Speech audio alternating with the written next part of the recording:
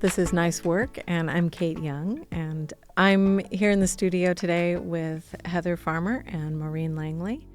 Heather, you are the owner of the Bloomington Fine Art Supply. It is an independent art supply shop on Rogers and 4th Street near downtown Bloomington, but it is much more than an art supply shop. Could you talk about your vision? So we started out as just a kind of a retail space, and the Creative Commons, our classroom space, was really just a set of work tables that we had in the shop underneath some hanging light fixtures. And it didn't take long before our programming kind of outgrew that space, because we were finding that there was a real interest in not just opportunities to learn from community artists, but to connect with other people creatively.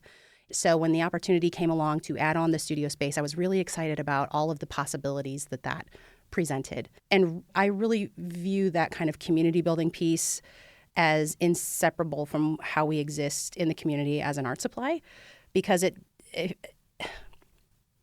becoming a space where people go to not just for paints, but for the inspiration to use them and for the connection that I think is necessary in the hierarchy of needs to do creative things. It really requires support and community input from a well-being standpoint. So for me, that was always going to be a really central part of what the shop was about. I definitely got that feeling from you when I first entered the store before you had the expanded studio space. The way you had things set up was all very inviting, and you were very inviting, and it just felt like, okay, this is not just a place to pick up supplies. I don't know if we wanted to have a weekly draw session or something. I bet she'd be open to it. Yeah, and that is really how some of our free programming came along. Jennifer Davis approached me and said, what do you think about me to focus on collage? And I thought, yeah, let's do that. And so that's kind of how our free programming started to take shape. Hearing from members of the community about the things they're interested in and are curious about really, I think, has informed a lot of the programming that we're doing, because I'm really not interested in running a business or an organization that is reliant solely upon my ideas and my worldview and my own creative experience. So when people come out of the woodwork and say, I have an idea, can we collaborate on this? I think, man, this is where the good part is. So one of the ongoing Art in Common workshops is Zine Club. And Maureen, you are the one who started Zine Club. So what happens at Zine Club? Zine Club is like, there's no rules to it. It's a place where like you bring any idea you have, and if you don't have an idea, I am happy to give you what's rattling around in my brain. And people honestly just play. It's just playtime. Just dedicated playtime. So full disclosure, I have gone to Zine Club several times, and I can say a little bit about what I've noticed about it. First of all, it's quite popular. People fill up the room pretty much. Mm-hmm. And there are some examples of different kinds of zines that you bring, kind of like a library for us to look at. Yeah, I do bring the TLZL every time. However, I just installed the TLZ, a tiny little zine library. It's a tiny little zine library. It's usually in like an old like metal like lunchbox, but I ran out of room. Like there was like I had too many people's zines. People come, they make zines, and then they just like leave them with me, which is like so joyful to see other people's work in that way, and then wanting me to have it. But last week I installed it permanently until Heather sets the store on fire or something in the shop, so people like they can go anytime the shop's open and just like browse it and like put their stuff there, take one home with them. So that's now a permanent source of inspiration. And there are also different supplies, some that I think the store has, and then some that you bring, and different kinds of papers and things that people can just use to make their zines. Yeah.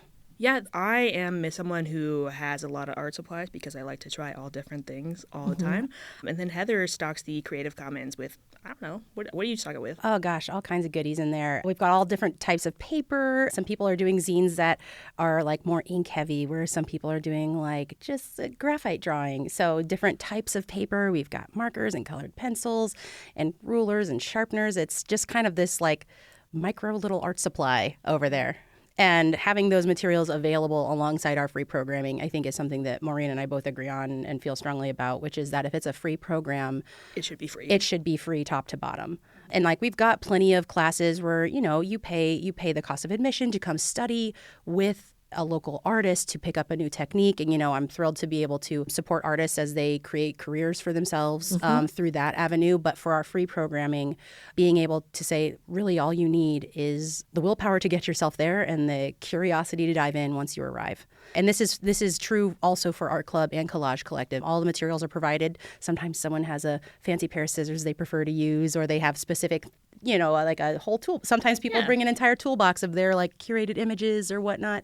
So you're always welcome to bring your own things, but it's a lot of fun to see people like dive in and unpack the shelves for those the supply shelves in the studios at these events. I also want to note it's all ages. I've had people come that were like 2 years old to whatever the upper limit of human aging is. Yeah. Yeah, it's all ages and all kinds of different people come, and it's such a joy just to see who's going to be there that week. Yeah, it really has nothing to do with age or previous experience or ability. Or I hear this all the time in the shop. Well, I'm not an artist. I hear this from people a lot, and inviting people to just cast off whatever their preconceptions are about, air quotes, being an artist, and coming to just engage their curiosity and connect with other people. Yeah. I feel like that's a really critical skill in being a serial creative. Yeah. And also, Maureen, with the Zine Club, and I think this is true of the other ones, there's not, well, maybe the Art Club has a tutorial, but you're not necessarily instructing, though if someone wants to know how to fold a zine, kind of a basic zine fold, you will show them that. You also have like a little list of prompts that people can take. So there's something there to help people get started, but it's not like, okay, today's lesson is this kind of zine or whatever. So yeah, I gotta make it fun for myself, and if I had to lead a lesson every time, it wouldn't be as enjoyable. But I am always willing to teach anybody any kind of information I have, whether it's like how to fold a zine, how to grow vegetables, honestly anything that I know other people can know too. But as far as Zine Club goes, I bring an instructional zine every time. I always have copies of it that introduces zines, a little bit about the history where you can learn more, and then like how to do a basic fold. And I've given demos like probably almost every meeting. Yeah, I'm happy to teach, but it's not built into Zine Club because a lot of people, once they come a couple of times, they don't want to get the same lesson. Maureen creates a really inviting atmosphere where asking questions and showing up and saying, I don't know the first thing about this, where that is not only okay, but encouraged. And I want to give her credit for that, for creating a really welcoming but still upbeat atmosphere that people, I think, it allows people to engage their own creativity without judgment of self or judgment of results. I also like to show people just some of the real garbage I've created. I mean, there's truly like no pressure to be good. It's really fun to be in a space where creativity, whether it's very ambitious or just a simple expression of whatever passing thought you're having, where both of those things can coexist. That makes for a really interesting community.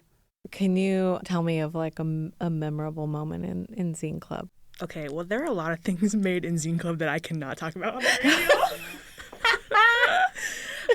Again, you get people from all walks of life in there, so there are some truly goofy things that are being made.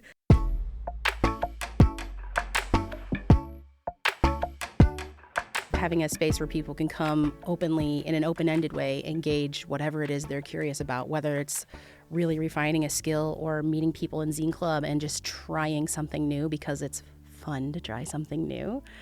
It's really an immense joy and responsibility to maintain a space like that. Yeah, for me, Thursdays and Commons are just, I block them all off of my schedule every single time because for me, it's just the act of having a place that you can go to and do your project, whether it's like the idea of that day or if it's just something you're working on, like that is so important to me, just to have a consistent time that you can count on every single month just to go and be creative. Maureen Langley and Heather Farmer, thank you so much for joining me today. Thank you. Thank you so much. Kayte. This is Nice Work. I'm Kayte Young.